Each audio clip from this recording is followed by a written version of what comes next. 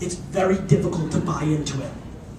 Like every other platform shift, you could buy it. You could just buy the ads because it was always still talking, giving a presentation. This game is different. This is relationship. You can't buy it. And that is going to be the biggest stunning thing for the big brands that are sitting back now, the big media companies that are all in this neighborhood. The biggest thing that they're going to be surprised by in 24 and 36 months is they couldn't have bought it. They can't buy it. There's a rumor that Mashable is going to be bought by AOL. If you look at the vibe and consent of the readers on it, it's staggering how obvious that you can't buy it is. And so that's going to be very interesting to me. And you're going to pay a lot of money for it. Anybody in the back have a question? Hey, yes, sir. What about the expansion into the global world? I mean, we're still very, egocentric Americans here, but for publishing especially, having that world brand is becoming more and more important. Yeah, I mean, to me, this is the blatant place where social media is effective. My book's been converted now into like 5 or 6 languages, and every one of them was strictly because of people following me on Facebook and Twitter. Flat out. I was never going to have that reach, no matter how much money I spent here. And so, of course, we're connected. It's small town rules. Really, if just like everything in business always goes like this, we're just going through the Walmart era. It's going back down. It just is. We're connected, and we convert on word of mouth and the freaking end. I mean, that is what people need to wrap their head around. That's a very substantial shift. And so that connection doesn't just have US borders to it.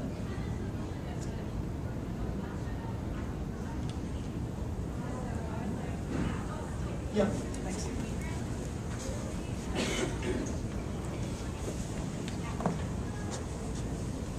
When we have authors who aren't as available as you are, there's a lot of times where we're maintaining sites for the authors. And one of the things that we're struggling with is how often do you have to refresh content to keep people back? And then what kind of things are people really looking for? Like with that, especially with fiction, like are you looking for something more about the world of the books? Are people looking for stuff about the author? What kind of content do you think is really most resonating?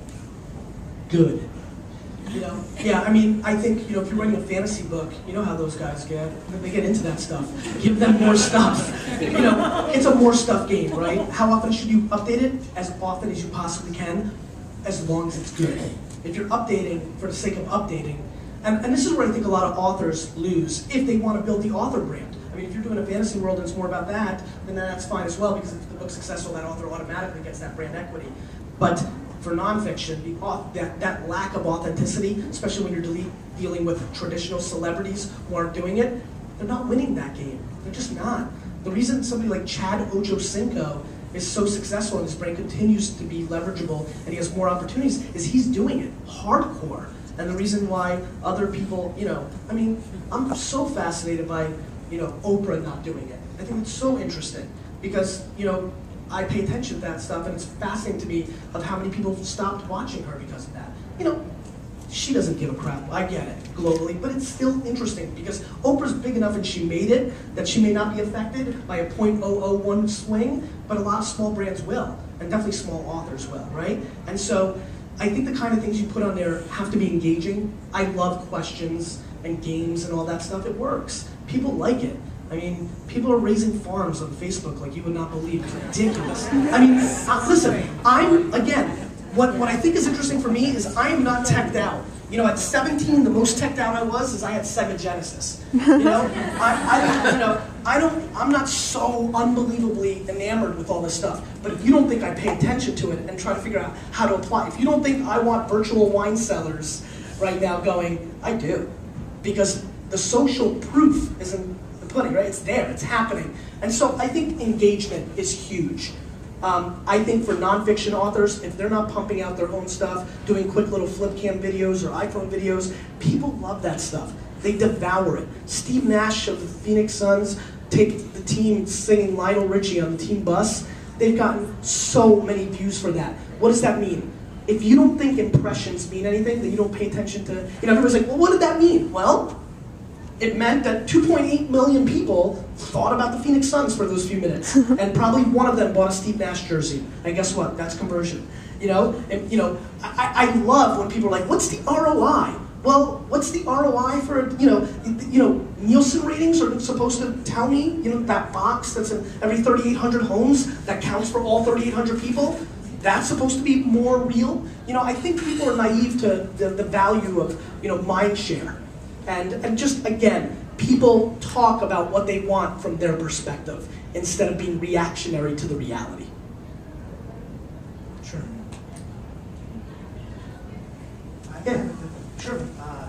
How do you monitor? I'll repeat it for people who A lot of people in this room and people I work with, they're really good at getting into this stuff, Twitter, Facebook, monitoring it, showing results, tracking everything. It gets tougher for all of us. You mean selling it up to the big boys? No, just even for yourself. To know. Do you have a good system for looking at reports? So the question is, how do you monitor it? How do you have, how do you understand the metrics of what you're doing? Are there good tools?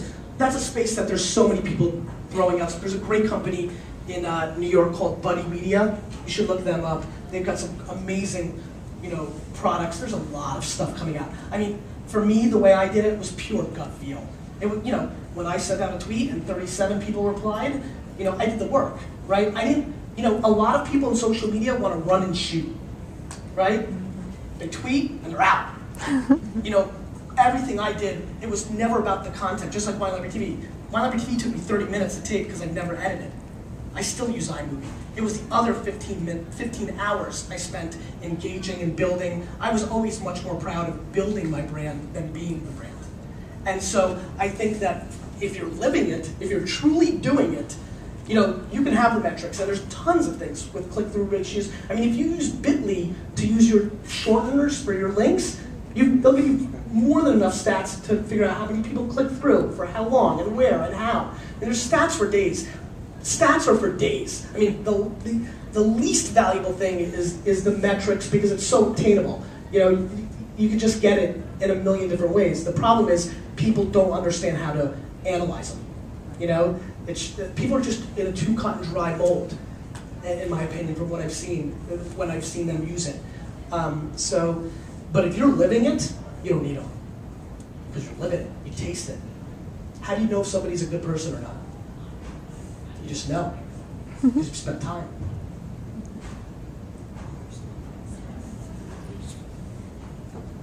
Anybody else? $40. I got one. $40. Are you aware you were quoting Julius Caesar? No. Yeah, ferri lepenter homines id quod volunt credent. Which means? People believe what they want to believe. Yeah. It goes way back. Yeah, they do. I mean, it's very, that's great. I mean, it's very, it's tough because this is a big shift and it affects people.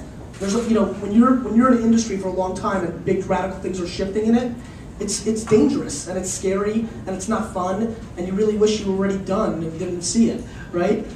I get it. I mean, I have no interest in saying, nah, you got, I mean, trust me, when we start swallowing chips and it's all done in our head, I'm like, damn, what? I don't like that.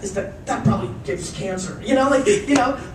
Things are always going to change. Listen, somebody bought 5,000 horses the day before Henry Ford had a good idea. That guy lost. So